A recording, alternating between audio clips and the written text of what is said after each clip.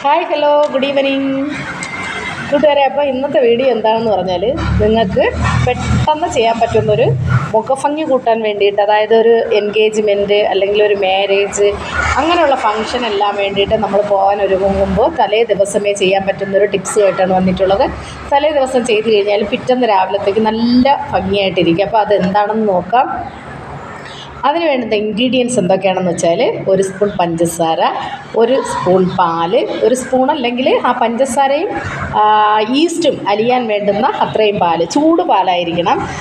ചൂട് പാലിൽ പഞ്ചസാരയും ഈസ്റ്റും ലയിപ്പിച്ചതിന് ശേഷം തലേ ദിവസം തന്നെ അത് ചെയ്ത് വെക്കണം. അതിനെ തലേ ദിവസം ചെയ്ത് വെച്ചതിന് ശേഷം പിറ്റേന്ന് രാവിലെ അതിനെ എടുത്തതിന് ശേഷം അതിലേക്ക് കുറച്ച് കടലമാവ് അല്ലാന്നുണ്ടെങ്കിൽ അരിപ്പൊടി ചേർത്ത് മിക്സ് ചെയ്യുക.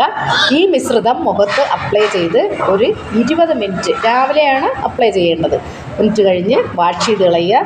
ഇത് വളരെ നല്ലൊരു പാക്കാണ്. നമുക്കൊരു കല്യാണം വരുമ്പോഴായാലും മറ്റുള്ള കാര്യത്തിനായാലും പോകുമ്പോഴത്തേക്കും മുഖം തിളങ്ങി നല്ല ഭംഗിയായിരിക്കാൻ വേണ്ടിയിട്ട് പെട്ടെന്ന് ഒരു ബ്ലീച്ചിങ് എഫക്റ്റ് ഇതിന് ഉണ്ട്. അതുപോലെ തന്നെ മുഖത്ത് വെളുക്കാൻ വേണ്ടി പെട്ടെന്ന് ഇങ്ങനെ നല്ലൊരു കളർ വരും മുഖത്ത്. നിങ്ങൾ ചെയ്തു നോക്കുക.